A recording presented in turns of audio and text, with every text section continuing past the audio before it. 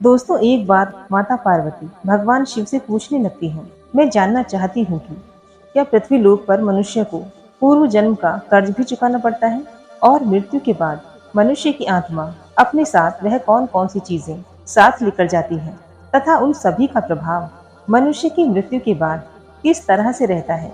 दोस्तों, तब मुस्कुराते हुए भगवान शिव कहते हैं, हे देवी पार्वती, आज आपने जो प्रश्न किए हैं वह समस्त मानव जाति के लिए अत्यंत महत्वपूर्ण है। हे देवी, यह सत्य है कि इंसान को अपने पूर्व जन्मों का कर्ज अवश्य ही चुकाना पड़ता है, और मृत्यु के बाद भी कुछ ऐसी चीजें हैं जो आत्मा के साथ ही रहती हैं, और उनका प्रभाव मनुष्य के दूसरे जन्म पर भी पड़ता है। तब माता पार्वती पूछती हैं, हे भोलेनाथ, कैसा कर्ज होता है जो अगले जन्म में भी चुकाना पड़ता है, और वह कौन सी चीजें हैं जो अगले जन्म में भी प्रभाव डालती है। फिर भगवान शिव कहते हैं, हे देवी, आज मैं आपको इसी विषय में एक कथा सुनाता हूँ।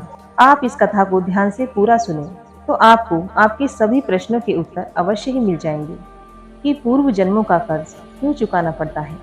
दोस्तों, इस कथा का श्रवण करने मात्र से ही आपके जीवन में सुख, संपत्ति और धन की वर्षा होगी, इसलिए इसे पूरा ध्यान से अवश्य सुनें। आज जो भी इस कथा को पूरा सुन रहा है, आप उनके ऊपर अपना आशीर्वाद सदैव बनाए रखिएगा, उनके जीवन की सभी मनोकामनाओं को पूरी करना। दोस्तों, आगे भगवान शिव कहते हैं, हे देवी, विदर्भ देश में एक सुदेव नाम का ब्राह्मण रहता था, और उसकी पत्नी का नाम निर्मला था। वह अत्यंत गरीब घर में जन्मा था, लेकिन वह अत्यंत बुद्धिमान और मेहनती था।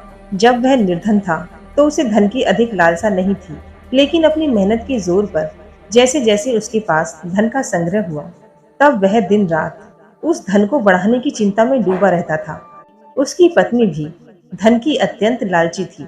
आप तो जानती हैं, धन की तृष्णा ऐसी होती है जो बढ़ते धन के साथ साथ बढ़ती ही जाती है। सुदेव अब ऐसा सोचता था कि काश उसे कोई ऐसी युक्ति मिल जाए जिससे कुछ ही दिनों में धन में हजारों गुना बढ़ोतरी हो जाए। हे देवी पार्वती, पहले वो धन को चंचल और हाथ का मैल समझता था और कहता था, धन का क्या है, वह तो हमेशा आता जाता रहता है। लेकिन तब वह मूर्ख था। अब उसकी आंखें खुल गई थी और वो धन का अत्यधिक संग्रह करने लगा। उस धन से दान धर्म आदि कार्य करने लगा, तथा वह साधु महात्माओं की सेवा में लगा हुआ था। पहले उसकी ईश्वर में बड़ी ही श्रद्धा थी, किंतु समय के साथ साथ धन के लालच की भड़कती हुई ज्वाला ने उनके अन्य सभी सद्गुणों को भी जलाकर भस्म कर दिया। धन की लालसा ने उसकी अंतरात्मा को हमेशा के लिए ही नष्ट कर दिया। पहले जब भी सुदेव के द्वार पर कोई साधु महात्मा आते तो उसका मुख फूलों की तरह खिल उठता था, परंतु अब आदर सत्कार के समय मुख पर निराशा और मायूसी ही रहती थी। दोस्तों, भगवान शिव कहते हैं, हे देवी पार्वती, एक बार की बात है, संध्या का समय था। सुदेव के द्वार पर एक साधु आकर रुका और बोला, हे पुत्र, मैं एक यात्री हूँ और मुझे हरिद्वार जाना है। आज की रात बिताने के लिए मुझे स्थान मिल जाए तो अच्छा होगा। मैं बड़ी ही आशा से आपके द्वार पर आया हूँ। उस साधु का मुख संतोष की मूर्ति था, आंखों में अमृत और मुंह में शहद सी मिठास थी, जिस कारण से सुदेव का हृदय भक्ति भाव से भर गया और वह उन्हें प्रणाम करते हुए बोला, जरूर महात्मा, आपकी सेवा करना तो मेरा परम धर्म है। तब वह साधु मुस्कुराते हुए कहते हैं, बेटा, आजकल के समय में तुम्हारे जैसे भक्ति भाव वाले पुरुष कहीं नहीं मिलते। इस संसार से धर्म का भाव जैसे उठ ही चुका है। इस प्रकार से साधु के मुख से अपनी प्रशंसा सुनते हुए सुदेव का हृदय खिल उठा। उसको ऐसा लगा मानो उन्हें स्वर्ग में ही स्थान मिल गया हो। उनके होठों पर शब्द आ ही गए थे, लेकिन उन्होंने उन्हें दबा दिया और उन्होंने कहा, महाराज, अगर हम आप जैसे संतों की सेवा नहीं करेंगे तो इस मानव जीवन का क्या लाभ है। ऐसा कहते हुए सुदेव उन महात्मा को अपने घर के अंदर ले गया। जब उन्होंने घर में प्रवेश किया तब सुदेव ने उनके स्वागत सत्कार के लिए कोई कमी नहीं छोड़ी। उन्हें खाने के लिए स्वादिष्ट भोजन बनवाया, अनेक प्रकार की मिठाई बनवाई। उसके बाद दाल और सब्जियों में इतना घी डाल दिया जैसे नदी की धारा में जल बहता है। भले ही सुदेव उन महात्मा को इतने पौष्टिक आहार देने के पक्ष में नहीं थे, लेकिन इस महात्मा की बातों ने कुछ ऐसी शक्तियां थीं, वर्षों पुराने विचार चंद पलों में बदल गए। जैसे सूखी धरती पर एक दिन की बारिश से हरियाली आ जाती है। इस भक्ति भाव से महात्मा का दिल खुश हो गया। रात भर बातें होती रही, ज्ञान और भक्ति की चर्चाएं चलती रहीं। अंत में सुदेव ने पूछा कि महात्मा, आप साधु कैसे बने? साधु ने हंसकर उत्तर दिया, बेटा, बुढ़ापा आ गया है, अब क्या सारी उम्र गृहस्थी में ही गुजारूंगा? कुछ हरि भजन भी तो करना चाहिए। ईश्वर की कृपा से बहुत धन कमाया है। मेरे 4 पुत्र हैं और एक कन्या भी है। अब सारी धन दौलत उन्हें बांट दी है और अब तीर्थ यात्रा को जा रहा हूँ। फिर कुछ समय के पश्चात सुदेव ने साधु की तरफ देखा और पूछा, आपने अपना सब कुछ बच्चों को दे दिया या अपने पास भी कुछ रखा है? तभी साधु ने उत्तर दिया, बेटा, मेरे हाथ में जो तुम ये लाठी देखते हो, ये अंदर से खोखली है। इसमें मैंने 500 स्वर्ण मुद्राएं डाल रखी हैं। यात्रा में कभी कभी धन की आवश्यकता भी पड़ जाती है। यह कहते कहते साधु को नींद आ गई, लेकिन सुदेव की आंखें जाग रही थीं और ये सारी बातें उसकी पत्नी ने भी सुन ली। अब रात्रि का पहला पहर बीत गया। वह बार बार महात्मा की लाठी को देख रहा था और मन ही मन कुछ सोच रहा था। अब उसके अंदर लोभ की माया का संचार हुआ, किंतु उसकी अंतरात्मा इस घृणित कार्य को करने से रोक रही थी। किंतु वही मन की दुरात्मा स्वर्ण मुद्राएं पाने के लिए अड़ गई।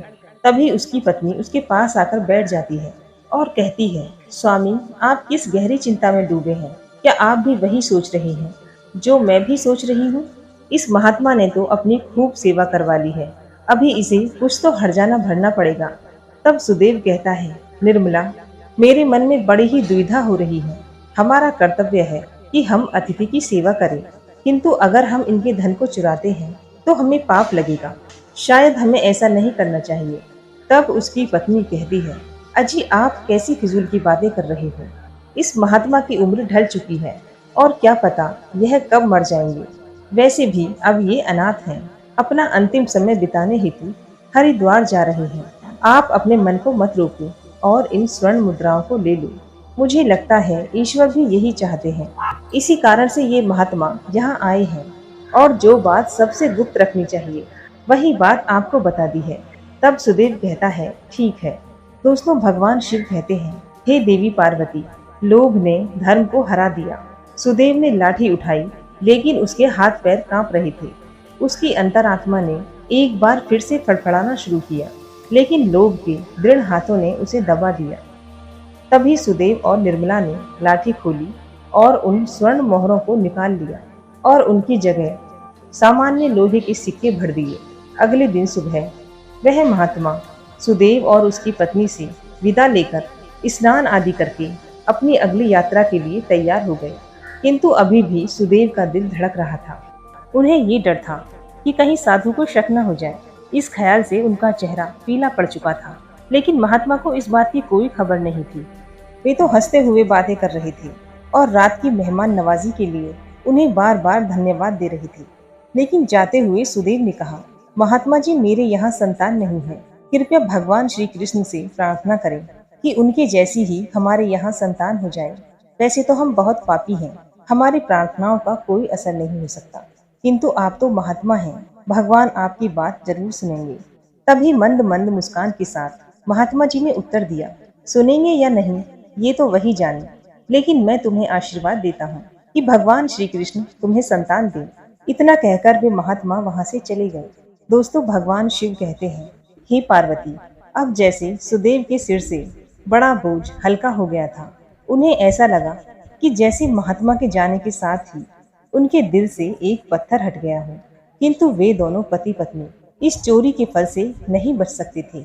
ये बात सुदेव का मन और मस्तिष्क भी अनुभव कर रहे थे, परंतु वो इस चोरी के प्रकट होने से बहुत डरते थे।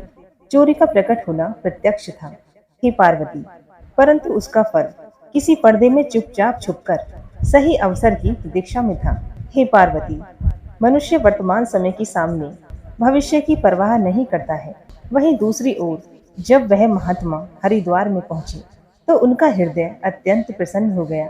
यहाँ साधु संतों को देखकर उन्हें ऐसी प्रसन्नता हुई मानो उन्हें सभी देवताओं के साक्षात दर्शन हो गए हों। उनका मन ईश्वर भक्ति में लीन हो गया। फिर अगले दिन उन्होंने मंदिर की मुख्य रसोइये को बुलाकर कहा, महाराज, मैं यहाँ दर्शन हेतु आने वाले सभी यात्रियों को अन्न दान करना चाहता हूँ और अब यही मेरी एक इच्छा बाकी है। कृपया आप हमें बताएं कि सभी लोगों के भोजन, निवास तथा वस्त्र दान के लिए कितना खर्च हो सकता है। तभी उस व्यक्ति ने कुछ हिसाब करते हुए बताया कि महाराज, अन्नदान, निवास और वस्त्र दान और अन्य सभी प्रकार के कार्यों के लिए 400 स्वर्ण मुद्राएं लग सकती हैं तथा 10 से 20 अधिक कम भी लग सकती हैं। क्या आपके पास इतना ज्यादा पर्याप्त धन है? ठीक है, मैं इसका प्रबंध करता हूँ। आप कल के सभी आयोजन का कार्यक्रम करो। ये कहकर वे गंगा स्नान के लिए चले गए। फिर अगले दिन उनके कहे अनुसार उस रसोइये ने आयोजन किया। हरिद्वार के परिसर में बड़ी ही धूमधाम खुशी के साथ अन्नदान, वस्त्रदान, भजन आदि कार्य को संपन्न किया। वहां मौजूद सभी लोग देखकर खुशी से कहने लगे, महात्मा स्वयं गरीब होकर कितने ही उदार हैं और जिनके पास धन की कोई कमी नहीं होती है, वे व्यर्थ के दिखावेबाजी में लुटा देते हैं, बेटों के विवाह पर उड़ा देते हैं, परंतु धर्म के राह पर एक कौड़ी भी खर्च नहीं करते हैं। ये एक नेक दिल मनुष्य है जिसने अपना धर्म समझा, धर्म के सामने अपना मोह नहीं देखा। तब अपनी प्रशंसा सुनकर महात्मा की खुशी का कोई ठिकाना नहीं रहा। उनका हृदय आनंद से भर गया। हे पार्वती, वहीं दूसरी ओर उसका भाग्य रो रहा था। जब संध्या हुई, महात्मा ने अपने कमरे का दरवाजा बंद किया और लाठी को खोल कर देखा और लाठी के अंदर लोहे सिक्के के देखकर उनका हृदय कांप गया। उसे ऐसा प्रतीत हुआ कि मानो जैसे वो कोई भयानक स्वप्न देख रहा हो। उसे अपनी आंखों पर यकीन नहीं हो रहा था। वो चाह रहा था कि ये स्वप्न जल्द से जल्द टूट जाए, पर ये कोई ऐसा स्वप्न नहीं था जिससे नींद खुल जाए। उसने अपनी आंखों को बार बार मला और देखा, पर सिक्के वही थे। उस महात्मा को थोड़ी ही देर में उस रसोई को हिसाब कर धन लौटाना था। उसने सोचा, अब क्या होगा। अपमान की छवि उसकी आंखों के सामने खिंच गई और कहने लगा, हे प्रभु, आप मुझे क्षमा करें। और महात्मा कांपते हुए खड़े हो गए। उन्हें अपमान का ख्याल अपमान से भी ज्यादा डरावना लग रहा था। अब उनमें सहन करने की भी शक्ति नहीं थी। वे कुछ देर तक सोचते रहे और उन्होंने अचानक से दरवाजा बंद कर दिया और साथ ही उम्मीदों के द्वार भी बंद हो गए। महात्मा ने चारपाई की रस्सियों को निकाला और उन्हें छत से लटका दिया। अब मौत दरवाजे पर खड़ी थी। तभी महात्मा की अंतर आत्मा ने उपदेश दिया। दिमाग ने भी सलाह दी कि ये तुम क्या कर रहे हो। आत्महत्या सबसे बड़ा निंदनीय कर्म है, ऐसा मत करो। पर निराशा ने हर तरफ से हरा कर रख दिया। महात्मा का चेहरा मृत व्यक्ति की तरह सफेद पड़ गया था। तब उन्होंने चारपाई पर खड़े होकर अपनी गर्दन में फंदा डाला और कांपते हुए पैरों से चारपाई को ठोकर मार दी। वह महात्मा फांसी पर झूल गए और उनकी मौत हो गई। जहाँ सुबह सुखपूर्वक शांत थी, लेकिन किसे पता था कि शाम इतनी दुखद होगी। कुछ ही समय बाद इस घटना का चारों तरफ बोलबाला हुआ।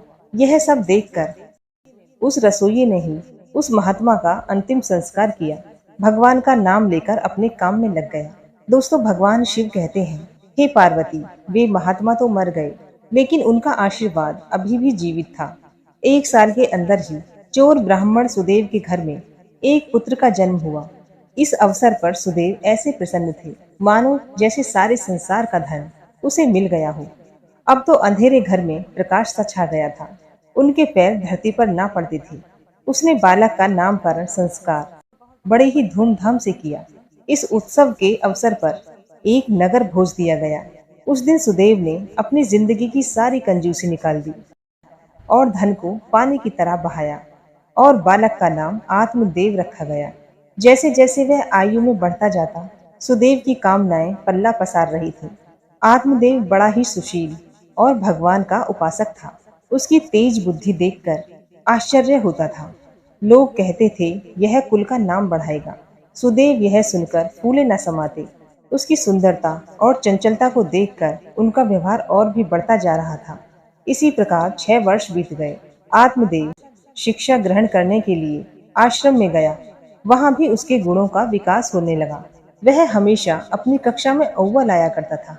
सुदेव यह देखकर ईश्वर को धन्यवाद करता था, लेकिन कभी कभी उन्हें जब उन महात्मा के साथ अपने दुर्व्यवहार की याद आती तो उनके दिल में चुभन होती और उनकी आत्मा पर एक अनजाना सा डर छा जाता था। उन्हें बार बार अपने ऊपर गुस्सा आता था। वे अक्सर मन ही मन दुखी होते रहते और मन ही मन कहते कि मेरी बुद्धि कैसी खोटी थी, मैंने ऐसी मूर्खता क्यों की।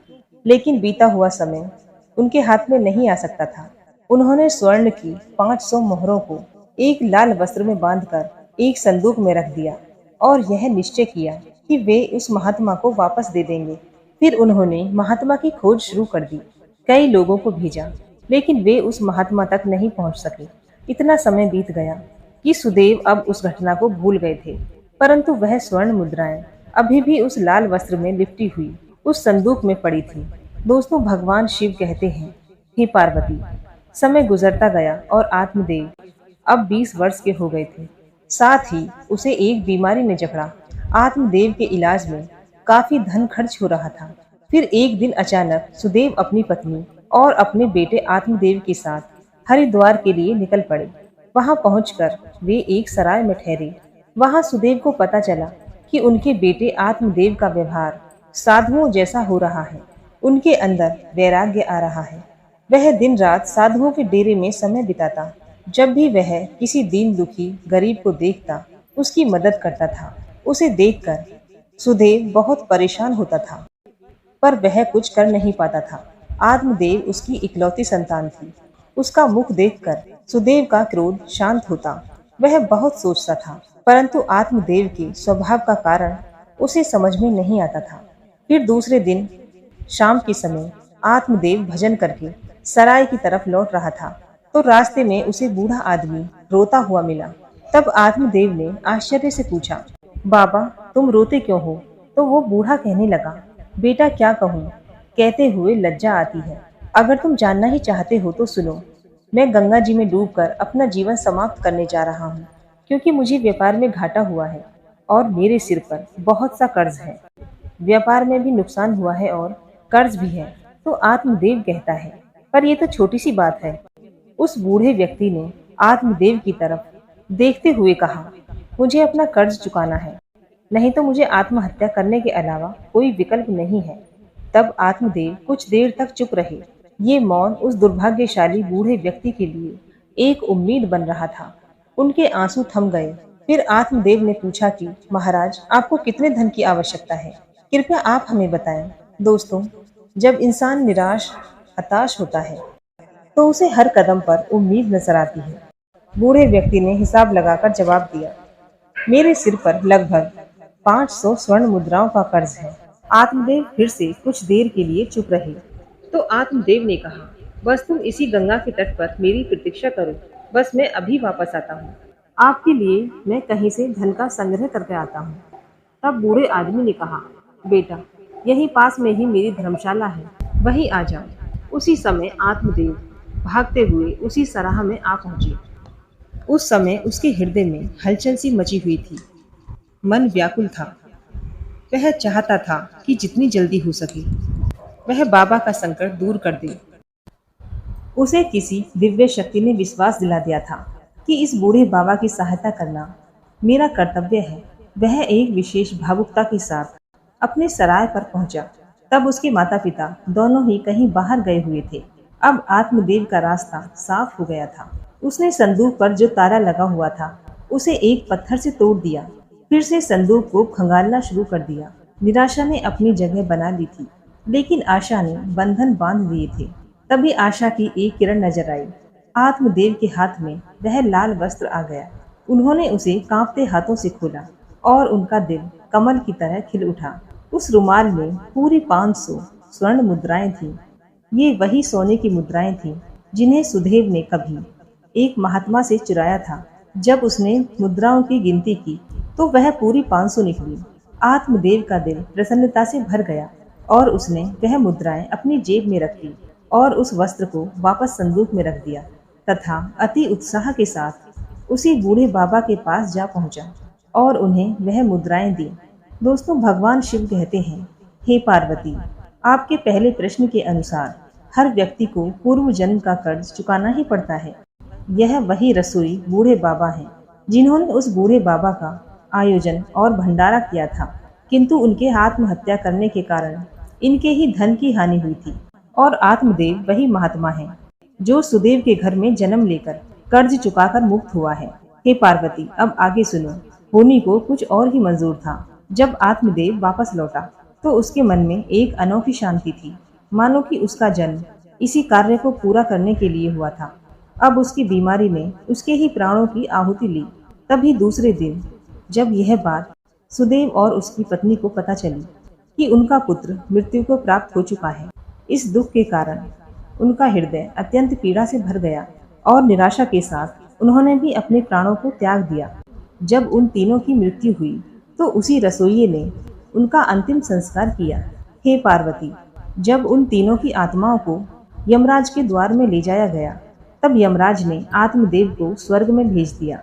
वहीं दूसरी ओर सुदेव और उसकी पत्नी को घोर नरक में डाल दिया गया। फिर उन दोनों को भी अपाहिज बनाकर धरती लोक में कुत्ते के रूप में जन्म दे दिया। जो भी मनुष्य अपने जीवन में कर्ज नहीं चुका पाते हैं, उन्हें जन्म जन्मांतर तक कष्ट भोगने पड़ते हैं। इसीलिए मनुष्य को कभी भी किसी भी प्रकार का एहसान और कर्ज चुका देना चाहिए। दोस्तों, भगवान शिव कहते हैं, हे पार्वती, तुम्हारे दूसरे प्रश्न के अनुसार मृत्यु के बाद भी कुछ ऐसी चीजें हैं जो कि शरीर का साथ नहीं छोड़ती हैं और मृत्यु के पश्चात भी आत्मा के साथ ही रह जाती हैं। यानी मृत्यु के बाद जब आत्मा दूसरे शरीर में प्रवेश करती है तो ये चीजें आत्मा के साथ नए शरीर में प्रवेश कर जाती हैं। कामना वह पहली चीज है जो कि मनुष्य की मृत्यु के साथ ही रहती है और अगले जन्म में भी उसके साथ रह जाती है।